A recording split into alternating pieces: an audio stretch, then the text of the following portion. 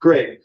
Thanks for attending. This is the second of our FFERAL lecture series. I want to start by noting that the lectures are hosted by the Safford Lab at UC Davis. They are sponsored by the California Fire Science Consortium, which is also webcasting the event for those of you who are online. Thanks for attending. And it is funded by the Federal Joint Fire Science Program and by CAL FIRE. Thank you very much to all of you. 2 weeks from now, plus 1 day, Thursday, what is the date of the next lecture? February 12th. The 12th. Solomon Dabrowski will be here, and he'll be giving a joint lecture, also hosted by the Evolution and Ecology series. We'll send out mailers as well. Really excited to have Matt Thompson with us here today. Matt is the Vice President for Wildfire Risk Analytics at Pyrologics, which is a subsidiary of Vibrant Planet. Pyrologics has been at the forefront of wildfire hazard and risk assessment, a lot of different fire modeling in the United States for a long time, and continues to push the boundaries thereof.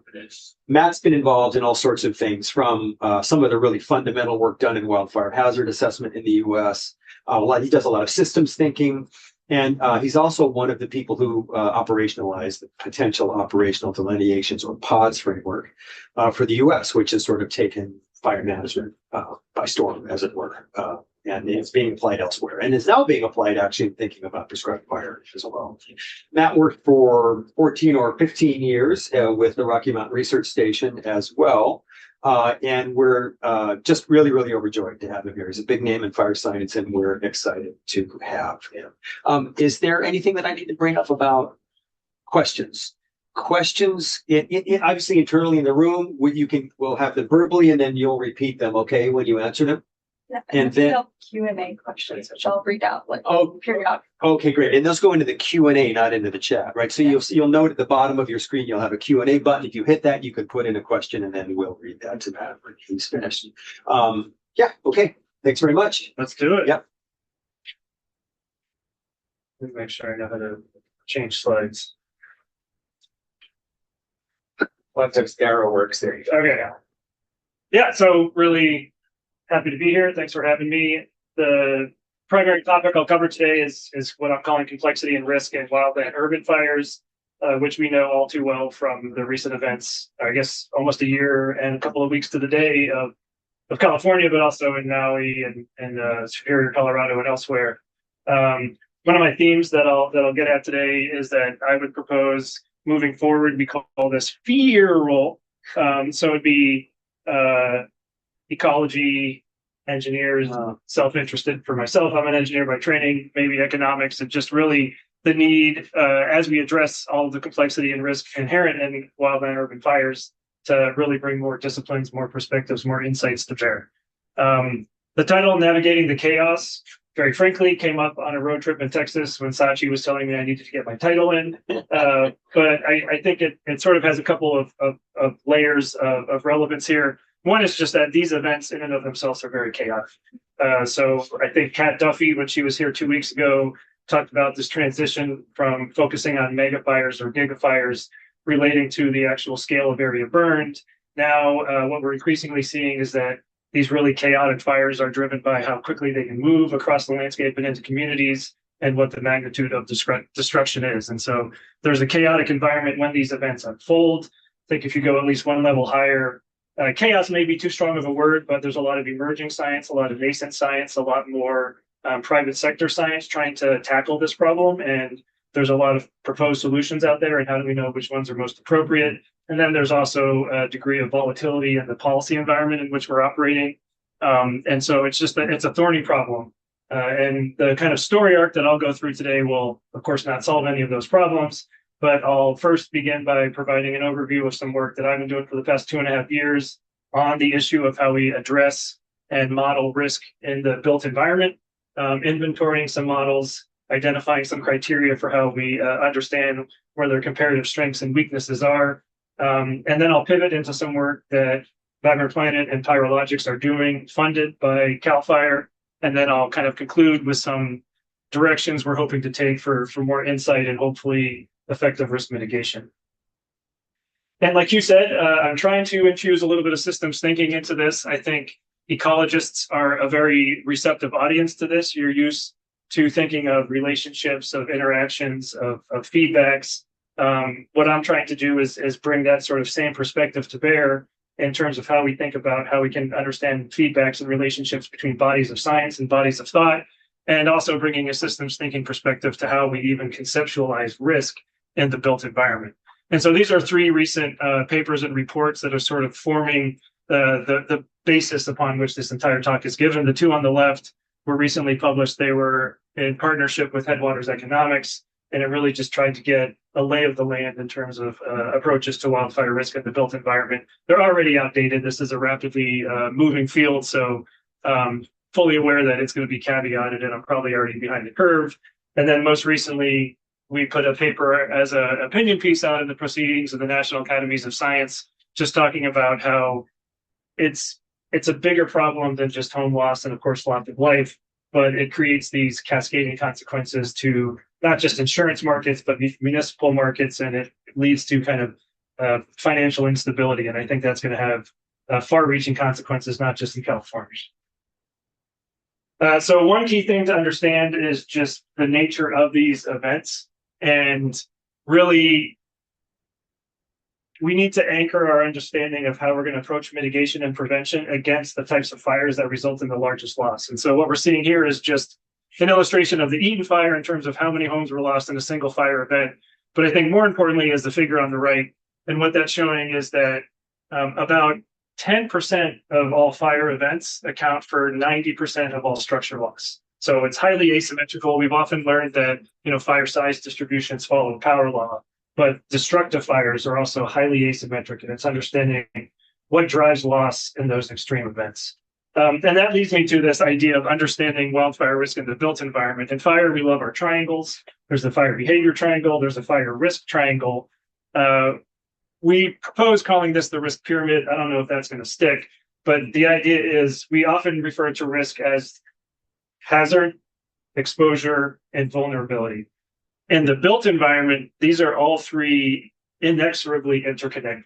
So the hazard could be the embers that are cast from the wildlands into the built environment, but it could be that once a home catches on fire, it is the source of flames and embers to its adjacent homes. And then exposure is not only the location of any particular building in relation to how fire might move through, but it's also a function of how densely packed the buildings are within the neighborhood. Things like structure separation distance, we know, are key drivers of loss. And then vulnerability, if you have wooden roofs versus other types of roofs, as you have fences, et cetera, determine not only how likely you are to ignite, but then if you ignite, you become a source of hazard and exposure to your neighbors. So it's really trying to better understand risk in the built environment as this interplay of hazard, exposure, and vulnerability that when they transition into these urban conflagration events are driven not only by structure to structure spread, but structure to vegetation and vice versa. But it really becomes a different phenomenon altogether. And approaches that we've taken in the past in both Forest Service and other agencies that focus on it as exclusively a fuels management problem or exclusively as an aggressive initial attack and rapid suppression problem don't really account for this complex interplay. So moving into one of the projects we did with Headwaters, the first thing we did was just inventory what's out there. And so we took a pretty comprehensive literature review. I think we identified about 160 some papers, and we sort of iteratively applied filters from there. We wanted to characterize those models that attempted to model wildfire hazard, exposure, or vulnerability in the built environment. We broke them down into the types of models and methods they used, whether it was a wildland fire spread, whether it was a unique WUI fire spread model, whether they were building statistical loss models, or whether they were acutely focused on the vulnerability of the home or the community. And we broke that down into different types of risk indices that these models output, whether they were providing metrics of how many homes are likely to be exposed to fire in a given year or in a given location, how many homes are likely to be lost, or what's the likelihood of a home being lost, or how vulnerable are those homes to be impacted by fire. And so what I'm showing in this table are just those kind of categories of loss. Again, looking at the exposure of homes, this is typically what agencies like the Forest Service have operated in, where they apply their wildfire simulation modeling and overlay that with building footprints. That can often be a driver for fuels management on federal land to reduce the fires that originate on federal land and burn into homes. That's in effect the basis of the wildfire crisis strategy. Whether or not that targets the entire scope of the problem is an open question. There are some models that estimate how likely is a home to be lost if it's exposed to fire. And again, there are those that identify probabilities of homes being lost or their respective vulnerability. This table is far too much to go into in detail, but what I just want to get at is what we then tried to do is come up with objective criteria to be applied to all of these models. So for each component of risk, hazard exposure, vulnerability, and structure to structure, we tried to consistently articulate, well, do they consider wildfire hazard? Do they consider exposure? Do they consider vulnerability? And if so, on the spectrum, how much information about the built environment is embedded within? For example, a lot of wildfire models do not understand how fire can burn in the built environment. Sometimes they use customized fuel models. Sometimes they do other approaches. And then the second criteria, and this was really driven by the objectives of the funding agency, which was the U.S. Fire Administration. They wanted to know what's deployable at scale for a public agency. So we wanted to know the degree to which these models have been validated, the degree to which the methods and data are reproducible, what scale can they be operated at? Are they in a pilot phase on a community by community basis, or could they be deployed at state, regional, and national levels? And then have they been used or could they be used in a predictive sense to actually guide and inform mitigation? And so what we kind of came up with, according to these two dimensions, is that over here on the left, you see models that are typically more operable at scale. These are a lot of models, for example, FEMA's National Wildfire Risk Index, or National Risk Index, excuse me, or the Wildfire Risk Communities Project, that meet a lot of the criteria for being scalable and operational, but have very limited representation of how fire can enter and move through the built environment. And then here on the lower right, by contrast, we have a lot of a growing set of models that really try and get at that fine-scaled information about characteristics of homes, their density, how fire can move in the built environment. But at the time the study was done anyway, are really more in a, can we recreate historical large loss events like the Camp Fire? And they're being deployed now in pilot phases. And the argument is that really, like, what would we need to be moving up to the right-hand corner? What would it take for models to have fine-scale representation and accurate representation of fire spread in the built environment and be deployable at scale? And so some of the biggest challenges that we saw were there needs to be not only scalability, but transparency, expanded validation efforts, and scalability of these models to really help us crack that nut. The second phase of this study was interviewing around 36 experts who operate in some way, shape, or form in this field of understanding wildfire risk in the built environment. And we sort of synthesized a series of interviews and surveys with them and identified some key needs. I think some of the data and fire science may not be terribly surprising to us. We always think we need more data, and rightly so, especially real-world fire observations. One unfortunate reality here is that our ability to validate and mature these models may only proceed at the pace at which these fires come, and we have more observations to work from. There's a lot of fire science work, especially around ember generation and transport, and better approaches to modeling. And of course, there was a lot of excitement around new technology, whether it's artificial intelligence, whether it's remote sensed imagery. But the three that I thought were the two that I thought were particularly interesting were almost to a person the need for more social science to be embedded into these frameworks so that we understand how humans behave in these events, how we communicate the risk, how we use that social science to catalyze action, and then how and whether we can adjust policy and regulation in a risk-informed way. And then second, and of course this is near and dear to my heart with FFERAL, is there's a lot of really interesting work coming in from the natural hazards engineering world, risk frameworks that are portable from earthquake engineering, for example, materials testing.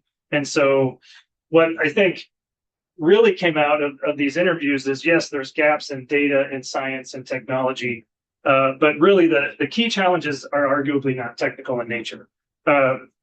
First, there's a lack of collaboration and coordination. So these are real quotes from these interviews. The barrier is that we work in silos. There need to be more people who operate as the connective tissue. So we need both that depth of expertise, but we also need breadth of expertise. And we need people who can operate across those horizontal and vertical silos. There needs to be more interdisciplinary work. So we need multiple disciplines to solve the fire problem. There's a great quote that I didn't put on here, and it was, when I attend these meetings, I don't see a lot of fire protection engineers in the room. And then lastly, there's a challenge that at least Hugh and I have both lived, of this institutional inertia. And people in certain agencies operate a certain way, and whether that's cultural dependency, whether that's differences in mission, which is valid, it's been hard to get these agencies to work across each other and together. And so many respondents actually said we need an entirely new agency to address this problem. Right now, there is no single agency or entity that's responsible for the wildfire problem. What that would look like, I don't know, but it's sort of everybody's problem in the sense that we are all subject to changes in our insurance, to potential evacuation and home loss. So it's all of our problem, and yet it's no one's problem in terms of who ultimately oversees how we address it. Road mapping how we might get to better risk models, and understanding that what I just said is it's not about better models. We still do need better models to enable better cross collaboration and to enable better risk communication and better catalyzing action at both individual, community, and policy levels. So, there's data gaps to be bridged, common language and standards. This was pretty common hearing it from the engineers that, for example, in earthquake engineering, we know that a home can withstand a certain seismic level, but not another seismic level. And they have defined terms for how much hazard demand is placed on a building, and common language for what the hazard exposure is to a building, whether it's flames, whether it's embers, whether it's heat release rate. So building better data and common language and standards is one step. Building models that can be validated and integrating models that characterize both fire spread in wildland and urban environments, doing so in a way that allows for transparency and rigor and reproducibility. And then really what this figure should be is not linear. It should be an iterative loop, because there's going to be multiple years of research needed to really deploy these at scale for decision making and support better risk communications. And this is where the FFERAL, I think, really comes in, is I think to achieve better success in this space, we really need to focus on enhanced collaboration and coordination, not only across scientific disciplines like fire ecology, fire science, mechanical engineers and civil engineers, but also policymakers, homeowners, social scientists, operational firefighters, their insight into what needs to be true for them to be successful when fire enters the built environment. So this was sort of the take-home point of the phase 2 report, which is you asked us to inventory and list all of the science and data and technology gaps. They are myriad, but to a person, there was bigger problems raised around how we actually approach this. And maybe that has implications for funding agencies. So they fund more PIs, or they predicate the funding on being an interdisciplinary group. Maybe there needs to be larger sums to enable longer-term research and not shorter-term, academic publication turnarounds. So with all that being said, these models will inevitably mature, and there's a lot of really smart people working on the problem, and hopefully we can induce them to be more collaborative, especially across the ecology engineering interface. But we're going to continue to have wildland urban fires in the interim, no matter what. And these, as I said at the beginning of the talk, can be really complex. So on the right, we're looking at what happens in wildland fires. And on the left, we're looking at what happens when they transition into wildland urban fires, or at times urban conflagrations. And you can see that in terms of response complexity, you're looking at evacuation, you're looking at triage, you're looking at point protection. And maybe the same group of people are being asked to navigate how to do all three of those at once. The structure to structure spread potential is much higher. The homes themselves are carrying the flaming front forwards.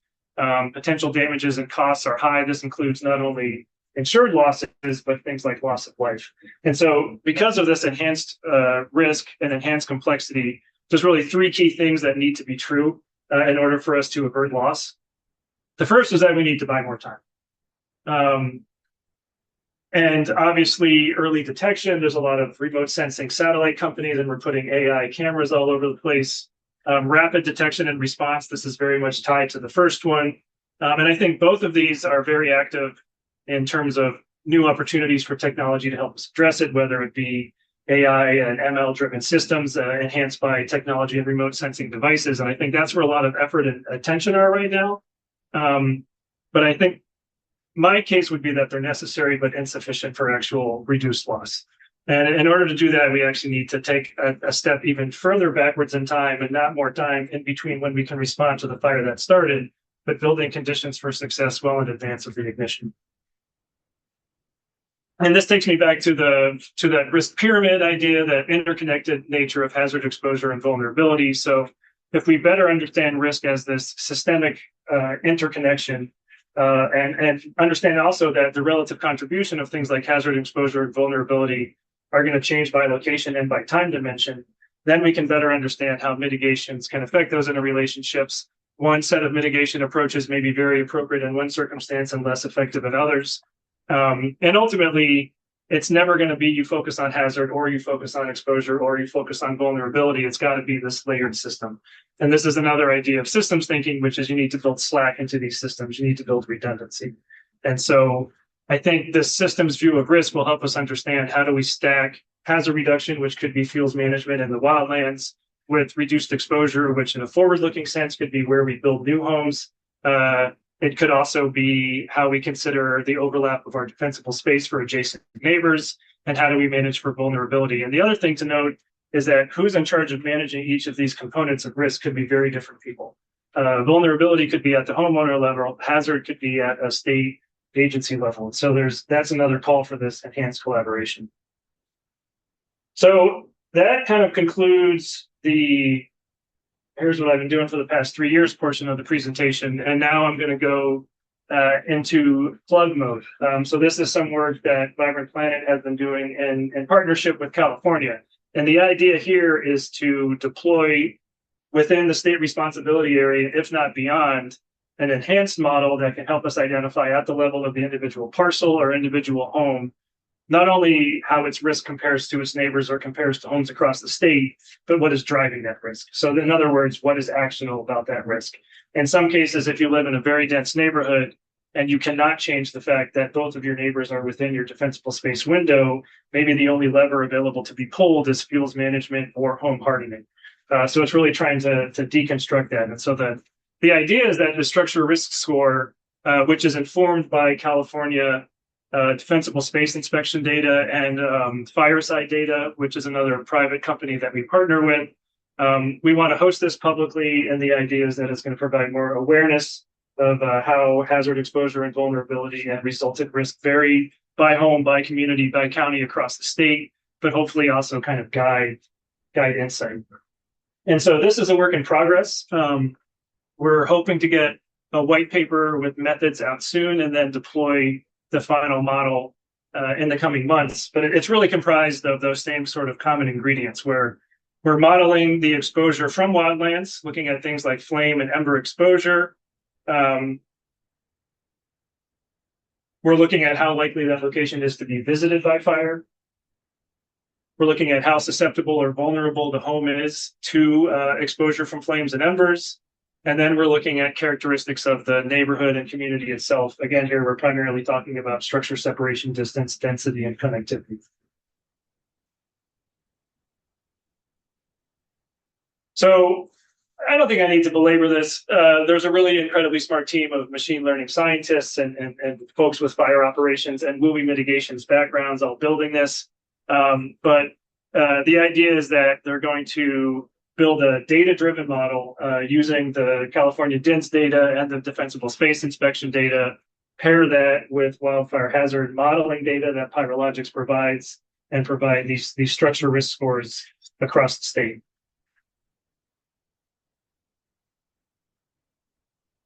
So I'll jump ahead here. So now I'll kind of quickly walk through how we are approaching those three key components. And so hazard is, in many cases, at least in the wildfire context, the likelihood of experiencing fire and the intensity that fire might burn. So here on the left is a figure that we published last year, which looks at validating or burn probability modeling.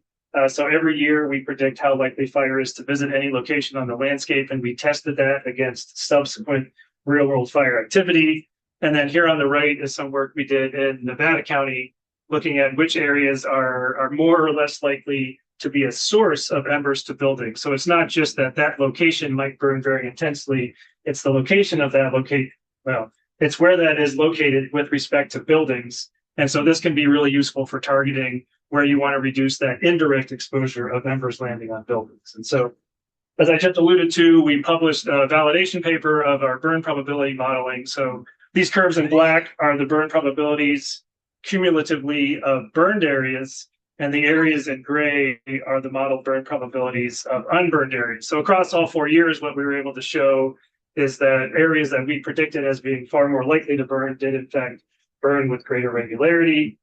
Exposure, we often now combine not only the likelihood of experiencing fire, but with metrics of ember load. And so this is a figure in two cases for the entire state of California under a hypothetical 2025 treated condition with respect to current conditions right now. One thing, I don't know if you can see it, is that the impact of recent large fire scars is really prominent in terms of how, so it does capture that effect of annualized disturbance. And the figure on the right is just showing that metric in a different color coding. And then homes that are circled in white are homes that did in fact get exposed to fire, and the homes in black are the ones that didn't. And the general patterns of where recent exposure was high and low generally match that. And then we're working on a manuscript now to validate this structure exposure score. And, sort of a similar interpretation here where to the cumulative distribution diagrams I showed earlier, where homes that were not exposed generally had a distribution to the left, and those homes that were exposed generally had a distribution shifted to the right. So there is some ability to predict which homes are more or less likely to be exposed. And then we also deconstructed this exposure score, which is a composite, into the key drivers. And what we're really finding is that burn probability and ember are really the key drivers of how you differentiate homes in terms of which are more or less likely to be exposed. Okay, so lastly, vulnerability, that third component of risk.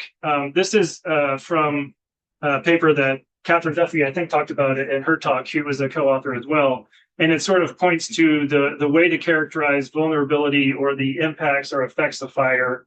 And typically, this is applied in a land and resource management setting, where we worked in the Forest Service for some time, where you're considering impacts to things like water, biodiversity, et cetera. So they generate what they call response functions, which sort of characterize the potential benefit or loss as a function of the intensity of the fire and then how it recovers over time. But in the built environment, there's a whole host of other things that influence vulnerability. And one of the key things is that, like I said earlier, exposure is hard to disentangle from vulnerability, is hard to disentangle from hazard. So what we did is we built a structure graph network for every single building footprint in the state of California. And we attributed for every pairing of buildings the distance between them. So we have a statewide structure separation distance. And this is available on the Vibrant Planet Data Commons. And then we also created some derived metrics from this. And so the primary one that we're using right now is degree. And so this is a very common metric used in graph theory, and it's already been applied in the built environment context, at least by Hassam Mahmoud and potentially many others. So in part inspired by that, we built this statewide structure graph that can begin to understand at a level that provides a little bit more granularity than just things like structure density. And then what we're able to do is use that as an input variable into potential models of structure exposure, structure vulnerability, and ultimately structure loss. So this is just showing, again, looking at Nevada County where we've deployed this, how the underlying burn probability hazard might vary. And so there may be homes that have comparatively lower burn probability, but they have comparatively higher connectivity in the built environment. And so their loss potential could be just as high, if not higher. And then we've been attributing each building footprint that we have with pre-fire defensible space inspection data. So we know for not every single home, but for the homes where CAL FIRE has performed these inspections, the type of roof, presence of eaves, windows, et cetera. And so by pairing all of these things, the wildfire modeling, the location of buildings, their connectivity to their neighbors, and their susceptibility as informed by the characteristics of the home itself, we can begin to actually identify structure risk scores for a given parcel or a given home, but also sort of differentiate what's the key driver of risk in this location. So this is just an example structure, but it shows for this particular home, it here's the baseline across all homes within some neighborhood radius distance. And this home has a higher risk score. And it's driven in this case by its wildland exposure. So this home might be a home where investing in ignition prevention or hazardous fuels reduction might be the most effective mitigation. But you can also consider examples where what's driving a home's risk may have nothing to do with exposure to wildfire, but because it has a wooden roof or some other features. And so the idea is not only to differentiate where there's higher and lower risk, but what can be done about it. And then you can go a level deeper and actually look at those individual features of the home. So what is it that's driving this home to have higher risk than the baseline? Well, it's because it has a combustible roof construction, it has a combustible attached fence, et cetera. And so the idea is, if you drill down so far as to say my home susceptibility is what's driving my risk, you can then say, well, which are the features of my home that I can target? Now, this has nothing to do with the cost of investing in each of these activities. This is purely saying what's driving that risk. And so models like these eventually, and again, I'm using an example from Nevada County, will hopefully enable us to really pinpoint those areas of highest potential structure loss, either conditional on experiencing fire or with the marriage of burn probability, identifying those areas where on an annual basis, where do we expect the most loss to happen. And when you bring in that layer of burn probability, you do see some areas pop out. So the areas of, I think this is Grass Valley, certainly have local exposure to wildland fire and some degrees of high connectivity and high density. But then when you layer in burn probability, all of a sudden you see some areas to the north, I guess above that canyon, also pop up. So it begins to just change your calculus on what basis you would target your limited mitigation funds. And then to go back to the example of two contrasting structures, they might, for one example structure, it was driven by wildfire exposure. As you can clearly see from this home, it's adjacent to a continuous patch of vegetation. And another home was driven primarily by its susceptibility, given some features about its roof and its exterior. And so you would perhaps naively think, oh, well, this is easy. Manage risk for home one in one way and manage risk for home two in a different way. But they are inexorably connected, right? So this is that idea of layering and stacking defenses. So managing fuels in some way here may not only protect structure one, but it may also protect structure two, as well as all the structures down here. But if there's still some chance that structure two could be ignited by a fire, it is now presenting a risk to all of its immediate neighbors. And if the wind is blowing in this way, it could also affect this fire. So it's really about how do we use this information that's at a home by home basis to inform systemic and systematic mitigation strategies. And so this is just going back now to the sort of two-dimensional rubric to identify published models and where they fit on this operationally ready for deployment and how in-depth they are in terms of wildfire risk. And this is the aspiration of the structure risk score, is that it's not as granular as some of the existing models are on really characterizing fire in the built environment, but it's moving beyond many of the existing tools like wildfire risk to communities. But we want it to be scalable, at least across California and hopefully beyond. And ideally, what that will then enable is kind of more informed strategic mitigations. And so in one case where you're really targeting reducing exposure, you can begin to be very surgical in where you might go to reduce either the likelihood of fire visiting that location or the embers that are produced and land on homes.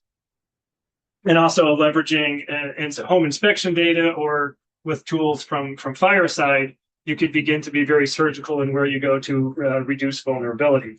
And the key thing here is that if you're focused on reducing vulnerability, it may not be the home that's most exposed to wildland fire. It may be the home that, if it's exposed to wildland fire, has the greatest potential to propagate fire to all of its neighbors. All right, so gone through the kind of overview of wildfire risk in the built environment, how we at the time characterize kind of the state of affairs, where we're hoping to go with this model, and I have just a few slides left to characterize where it is we're hoping to go to kind of continue to push the envelope. So one is really focusing on risk transmission. One obvious use case for this would be power companies, where they're acutely focused on where and under what conditions their lines might ignite fires and burn into communities. And so by, adjusting some of the modeling frameworks and tools that we use, we can identify not only how likely is this location to be visited by fire, we can also sort of invert the analysis and say, if a fire were to start here, what are the downstream consequences to homes, to watersheds, to any resource or asset you're focused on? And so these maps tend to look different and can really help targeted ignition prevention. Second is to identify, we call it pyrosity. It's sort of playing on the notion of porosity, thinking of how fire can flow across the landscape. And so this is really not only looking at how likely is this location to be visited by fire, but if it is, what are the downstream consequences? So it's borrowing from transmission, but it's not exclusively focused on where ignitions occur, but also where are those common corridors where destructive fires can spread through. And that can really help target, especially fuels mitigation. So this is an illustration of Boulder, Colorado, and this is just a two-dimensional representation showing where and what those destructive corridor flows look like, and where you might get the most bang for your buck with modest sized treatments. And so for each of these treatments that Chris Moran did in his example, I think it saved about anywhere from 7 to 30 homes per year with exposure. And then you can also use these tools to better understand extreme events. And so extreme events could be defined as total magnitude of fire. On the right, what we're seeing is we re-simulated fires under the same initial starting conditions as the Dixie Fire, and we're able to have a small subset of fires that got that large. But on the left is the paper we published in 2024 that was looking at isolating the daily growth events on the Cameron Peak, East Troublesome, and Cowwood. And you could begin to identify those periods of acute rapid growth or extreme spread events. And I think those are even more acutely problematic given, the Fast Fires paper by Balch and others. And by combining these extreme event analyses and really focusing on consequence, you can begin to generate, these things called exceedance probability curves. What's the likelihood that a fire that starts in a given location could exceed $1 billion of loss or $10 billion of loss, and spatially attribute them. So you can begin to understand I guess I would back up and say, at least in my experience, oftentimes we managed risk against the expectation. Against the average. And I think increasingly we're realizing that we need to at least contemplate managing against the right tail. And so by providing these risk maps in a different flavor and really looking at that extreme event potential helps us to really mitigate, or at least plausibly helps us to mitigate against that better. And I think we're entering an area where the right tail risk of yesterday will become the more common risk of today. All right, thank you.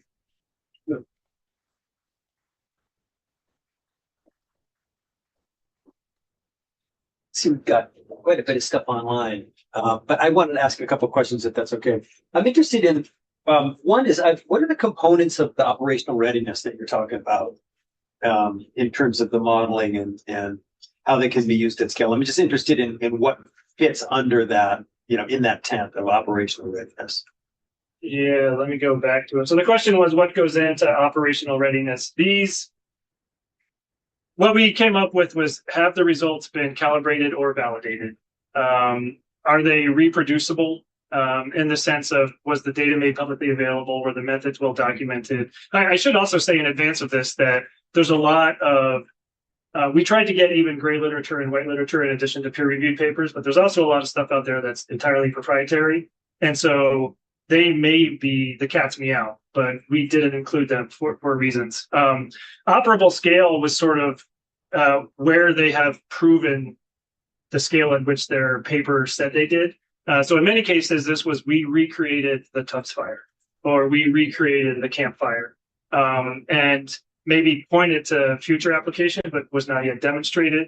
And then predictive status was, is it capable or has it been used for forward-looking analysis? And many of the most sophisticated in terms of their granularity and characterization of built environment spread were largely saying, can we credibly recreate this? So this was in large part kind of driven by what the U.S. Fire Administration asked of us. They wanted to know not only how sophisticated an agency like ourselves use them for scale, whether that was to update the National Risk Index or something like it, I don't fully know. Okay, all right, great, thanks. I have others too, but maybe questions. Yeah. I was curious, where does climate, or maybe even just weather fit into this model? Is it under a hazard? Because, in California, in spring, it stops raining, things start drying out, and you start to get this weird feeling like, okay, this is when we're getting into the danger zone. Yeah. It's like a real-time application for, I don't know, I would think it would be hazard. Yeah. So the question was, where does weather and climate fit into this rubric? I would agree that I think it fits under hazard. The other thing that you rightly brought up is that there's a missing temporal dimension here. Risk changes day to day and hour to hour. A lot of the results I shared are kind of annualized. So we update the fuel conditions every year given the prior year's fire history and treatment history. But what you would ideally want is, real-time information on fuel moisture, real-time information on wind.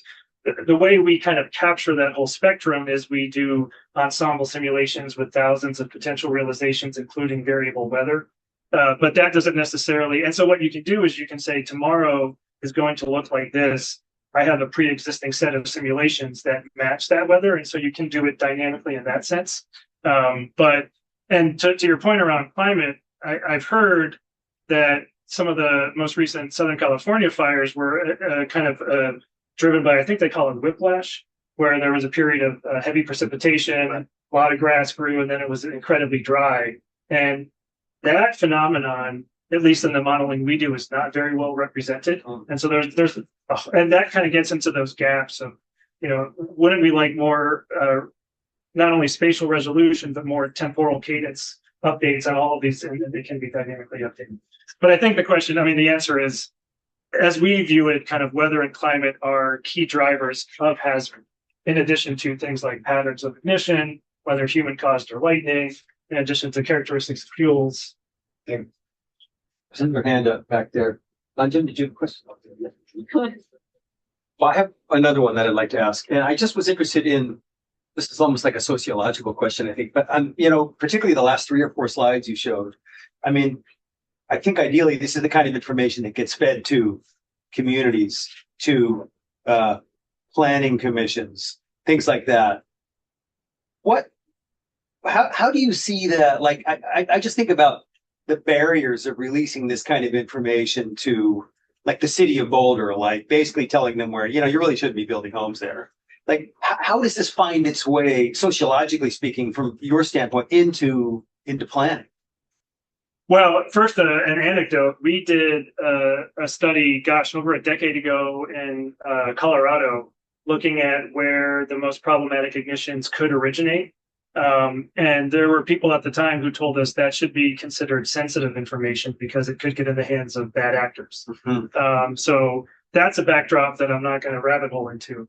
But in terms of how you get this into the right hands, I'm sort of the bent that we should be open and transparent about it. Not only in how we did it and how you could improve it, but this is the reality. Assuming you believe the model has some validity to it, that we're living in an age of incredible risk. And I think those who live in Boulder know all too well that these events are not out of the ordinary. In fact, I asked some colleagues who live in the Front Range about how rare of an event was the Marshall Fire, and they were able to rattle off a number of fires in November and December in the Front Range where there was low snow cover, but grass that was dry under extreme winds. And so it's not as uncommon as we might think. The key difference here was that it just resulted in much more catastrophic consequences. Well, probably those fires occurred before homes were built in those fields too. Could also be that's the case. Yeah. So there's some stuff online, I know, if you want to. Yeah. There's a question from Michael that says, the pyrocity you show is very interesting to highlight areas for fuel treatments. There are recent approaches using a minimum travel time, MTT, that doesn't incorporate the same spatial spread this approach does. Have you compared these results to those methods? Were people online able to hear that question as you read it? They can see it. Oh, they can see it. Okay. Well, so the question was asking whether we had compared of how we built pyrocity with other approaches to kind of get at similar ideas. I think specifically with minimum travel time. That is a good question. The answer is no, at least not at this point. What we are hoping to do, so we were invited by PG&E to this event called the Innovation Pitch. And what they're trying to do is bring a lot of folks to bear. And what they want to do is adopt almost an ensemble approach. Well, they'll take multiple providers of hazard and risk information and see where do they tend to agree, where they disagree, where they all agree. That might be where we invest in kind of collaborative resilience at scale. So that could be one forum for that type of comparison. There's also the UL Fire Science Research Institute just put out a call for this wildfire risk modeling exercise where they're going to give folks scenarios and synthetic data and ask them to test bed their risk models against it. So that could be another forum. But at least in the time that I've been at Pyrologics, we haven't regularly tested notes against other private sector models. Okay, we got another one there. Yeah, we have two more outline questions. Let's do it. Oh, Okay. The next question is from Shao Yu, and they're asking, I noticed your group has an earlier nationwide product, Wildfire Risk to Communities. Could you briefly highlight the key advances in this new work relative to the earlier national product? And how do you expect the approach to transfer well to other regions? That is a great question. So the question was, we were involved in the Wildfire Risk Communities project along with Headwaters Economics and the Forest Service. What does this work that I'm presenting here that's at present limited in geographic scope to California, how does that differ and how might it be scalable? And so I don't know which one of these dots, to be honest, is Wildfire Risk Communities, but Wildfire Risk Communities is one of these clusters. And what I mean by that is it's nationwide, it's available at scale, its data was made public, its methods are in the metadata, but it understands nothing about where building footprints are. It understands nothing about what the characteristics of those homes are. So it's really missing that sort of x-axis risk component score. And so what we're trying to do here is really bring in information on the built environment, specifically the building footprints, their connectivity to their neighbors, and where available, characteristics on the home. So it's trying to bring these models to the right. And then for scalability, like I said, now it's limited in scope to California, and CAL FIRE is paying for it. There was a recent data set put out by USGS. I believe Amanda Carlson is the lead author that produces additional structural loss data across the Western US. So I think that's going to be a real great opportunity to expand data-driven analysis of factors driving loss in states beyond California. And it's really important to clarify that we should not be deploying models trained on California data elsewhere in the US. The loss rate given exposure in California is about 50 or 60%. So that means of 100 homes that were within a fire perimeter, 50 or 60 will be destroyed. Elsewhere in the Western US, it's maybe 20 to 30%. And that could, I don't have that diagnosed. It could be density, it could be Santa Ana winds, it could be any other host of things, but just there's caution in what we're building for CAL FIRE not being something that we would immediately say is relevant in rural Idaho. The next question is from Alina. At what scale and resolution do fuels come into the home exposure and ember conditions? That's a great question. So the question was scale of the resolution, rather, of fuels in the built environment. What we currently do is 30 meters. We are working with CAL FIRE to scale that down using some remote sense and machine learning workflows to 10 meters. But that is certainly in and of itself a gap. The building footprints themselves are the building footprints, so they could be much smaller, or there could be multiple homes within a given pixel. But we do it at 30 meters, and we typically don't say, since land fire classifies it as non-burnable, it's non-burnable. Chris Moran recently published some work adjusting the parameters of fuel models, and we rely on that to allow fire propagation into the built environment. There's one more online. Any other questions internally? Let's read. Exposure model framework. Wildfire exposure is represented by ember load and flame length, which is well suited to forested ecosystems. How does this formulation capture wind-driven grass fires with extreme spread rates, but modest flame lengths such as Lahaina and the Marshall Fire? So the question was, right now we're characterizing exposure primarily with embers and flames. What the question was is when you have an event that's in a grass-driven or shrub-driven, where maybe rate of spread is more of a phenomenon than flame length and ember load. I think that is a fair critique. What we're finding so far is that flame length and ember load predictors of exposure and loss in California.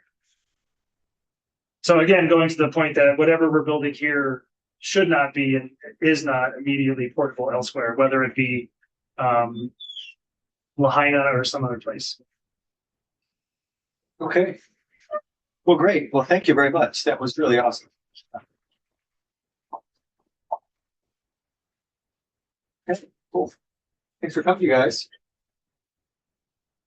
All right, thank you.